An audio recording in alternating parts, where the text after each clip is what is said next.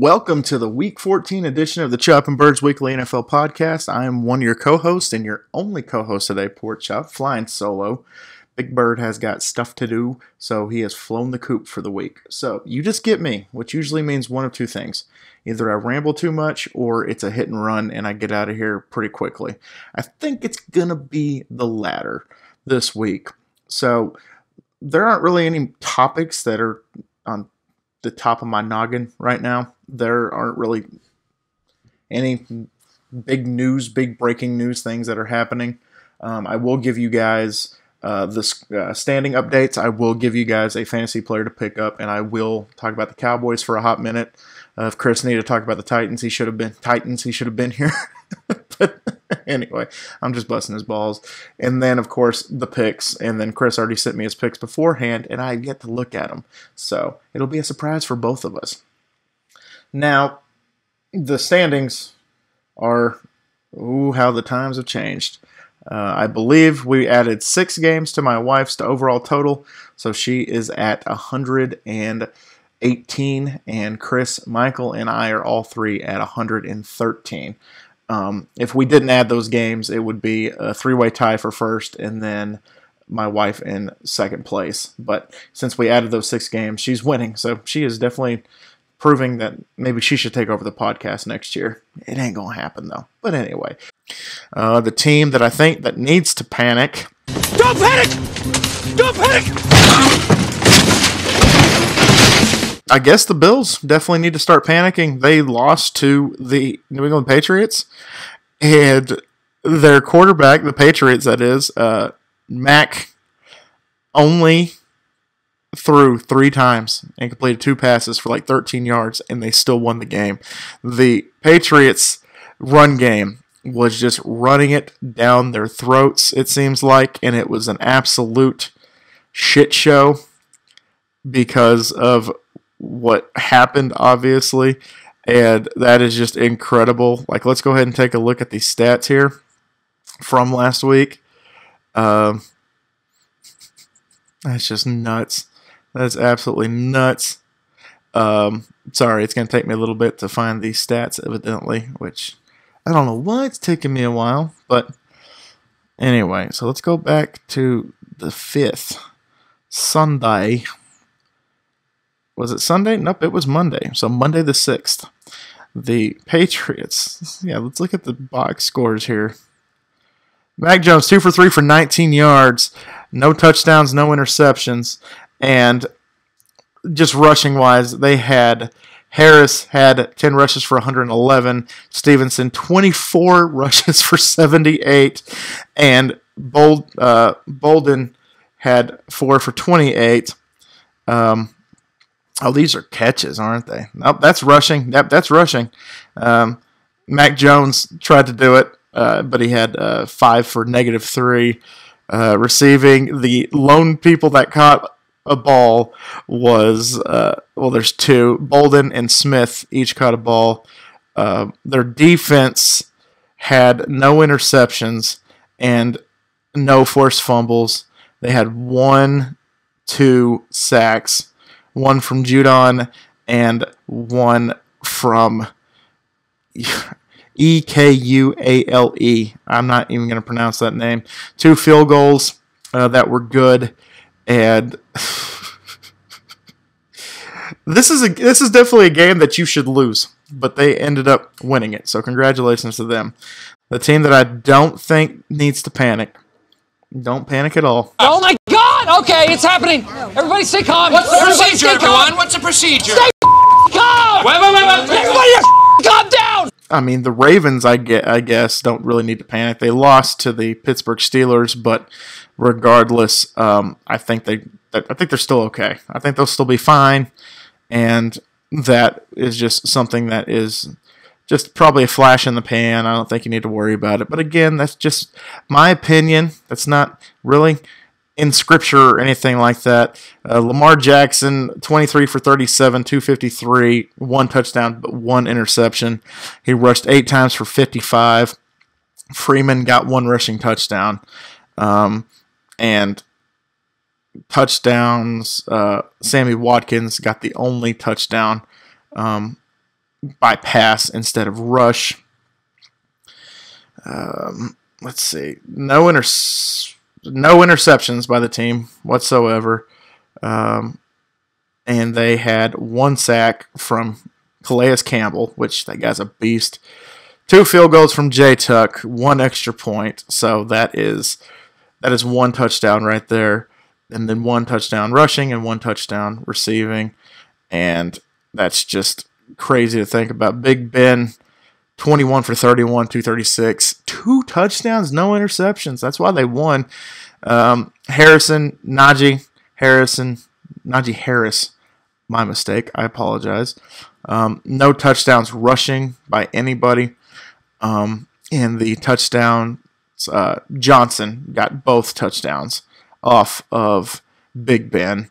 No fumbles. Mika Fitzpatrick got 1 interception.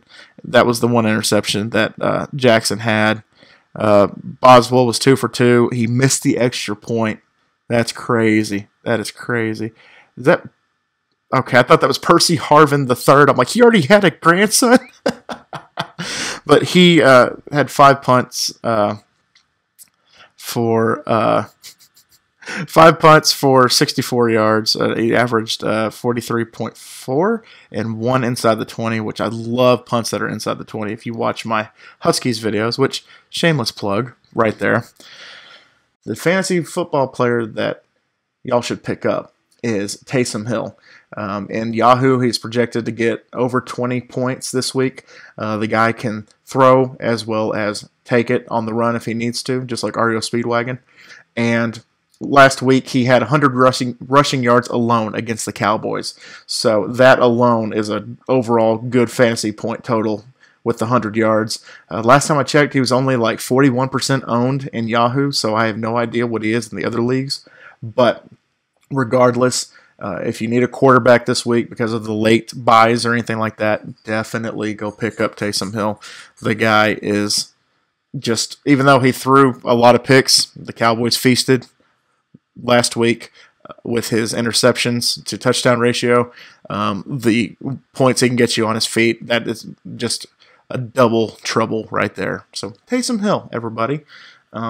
So that is who I would like for y'all to pick up. The Cowboys, let's go ahead and talk about the Cowboys. The Cowboys, their win against the Saints was a fajita platter.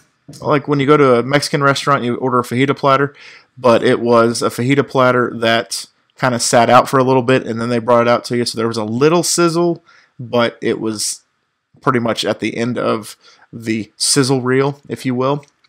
The Cowboys beating the Saints is something that we were supposed to do. It's something that we should have done, especially since this is the third or fourth quarterback the Saints had to go to with Taysom Hill.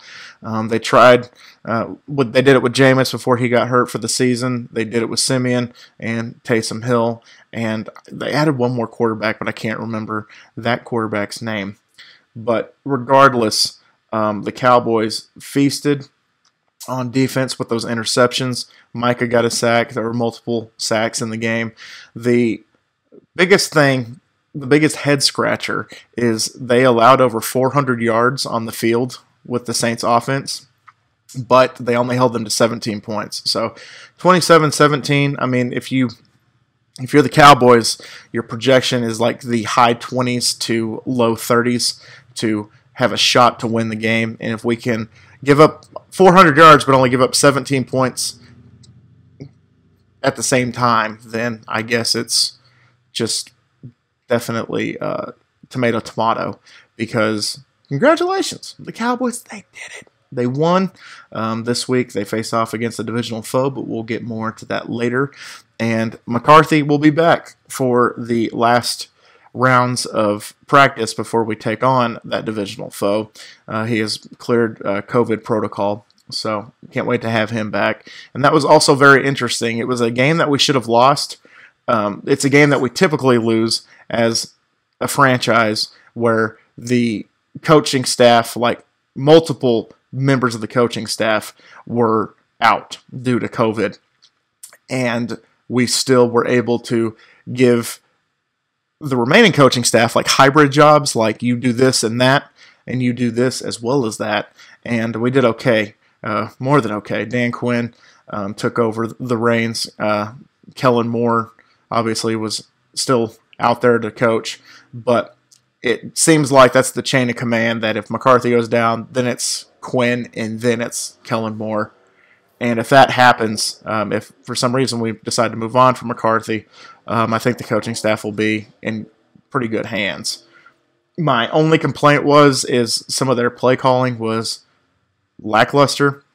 Some of the things that they could have exploited, they decided to, I guess, kind of be conservative and not do the ridiculous amount of trick plays or anything like that. I think they tried a flea flicker that was for naught, and those are the type of plays that should have been explosive and should definitely be on the highlight reel, but we didn't execute on that a lot. Dak kind of looked rusty, overthrow and drop passes once again, but when he did complete passes, they were marvels, definitely. So there you go. How about them Cowboys is what I usually say. So let's go ahead and get to these picks. I have them right in front of me. Since Chris isn't here, I'm just going to go ahead and ask y'all, who you got? So for this week, Chris said that he has chosen chaos for this week. So the Thursday night matchup is the Pittsburgh Steelers at the Minnesota Vikings. I'm going to go with the Vikings. Chris is going with the Steelers. All right, Dan. The Baltimore Ravens at the Cleveland Browns. The Baltimore Ravens kind of seem like they've kind of like fallen on hard times as of late, which is kind of crazy to think about. But regardless, I'm going to go with the Browns, and Chris is going with the Ravens. Okay. Jacksonville at Tennessee. The second noon game, the Baltimore and Cleveland game, is the first one that starts off according to the Yahoo Pick'em. This is no question. I'm picking the Titans. Chris is picking the Titans, of course. Las Vegas Raiders versus the Kansas City Chiefs. The Raiders kind of got what came to them. They had that pass interference call that wasn't called, but it was called against us. So they had a game-winning drive, and they got screwed over by a ridiculous penalty, or lack thereof, and it was the total opposite with the Cowboys. But regardless, I'm going to go with the Chiefs. Chris is also going with the Chiefs. Saints at Jets, going with the Saints. Chris is doing the same. The Dallas Cowboys at the Washington football team. I'm going with the Cowboys. Chris is going with the football team because he's a hater. He's a haterade drinker. Atlanta Falcons at the Carolina Panthers. I'm going with the Panthers. Chris is also going with the Panthers. Seattle Seahawks versus the first team to get eliminated from playoff contention, the Houston Texans. I'm going Seahawks. Chris is also going Seahawks. The Detroit Lions at the Denver Broncos. Almost 93% of the pickers are picking the Broncos. I'm picking the Broncos, and Chris is picking the Lions. Congratulations to the Lions, by the way, for getting their first win. Fantastic. And that was the first 305 game. The second and last 305 game is the New York Football Giants at the LA Chargers. I'm picking Chargers. Chris is also picking Chargers. The 325 and only 325 game, Buffalo Bills at the Tampa Bay Buccaneers. I'm picking... Oh, sorry, I skipped one. They're two 325. So the first one is the San Francisco 49ers at the Cincinnati Bengals. I'm picking the Bengals. Houday, and Chris is also picking the Bengals, who screwed me over last week, but let's not talk about that. The second and last 325 game, sorry, I kind of skipped over. The Buffalo Bills at the Tampa Bay Buccaneers. I'm picking Tampa Bay, and Chris is also picking Tampa Bay. The Sunday night football game, been waiting all day for Sunday night. The Chicago Bears at the Green Bay Packers. 94.75% are picking the Packers. I am doing the same. Chris is also doing the same. The LA Rams at the Arizona Cardinals. I'm picking the Cards for Monday night, and Chris is picking the Rams. So just to recap super quick, if you want to write these down, Minnesota, Cleveland, Tennessee, Kansas City, New Orleans, Dallas, Carolina, Seattle, Denver, LA Chargers, Cincinnati. Let's keep continuity going. Tampa Bay, Green Bay, and Arizona. So lock those picks in. Gave you guys my picks, gave you guys the fantasy player to pick up, Taysom Hill, gave you my team to panic, and I gave you my don't panic. And we'll just go from there, and hopefully Chris will be back next week, and hopefully there'll be a little bit more sizzle with this steak, and hopefully the steak is fantastic as well. So, all right, guys, thank y'all so much once again for dropping by. You guys are awesome. I greatly appreciate y'all for stopping by each and every week for the picks, and if you're using my picks or Chris's picks or both in your pick 'em, tell me how you're doing. Let's see how you're doing. And always remember, my little piglets, Colin Porkchop loves y'all the mostest. Chris would say, make good choices. And I would tell him, and I would stamp it right on your forehead, especially in the goddamn pick 'em. All right. Bye, guys.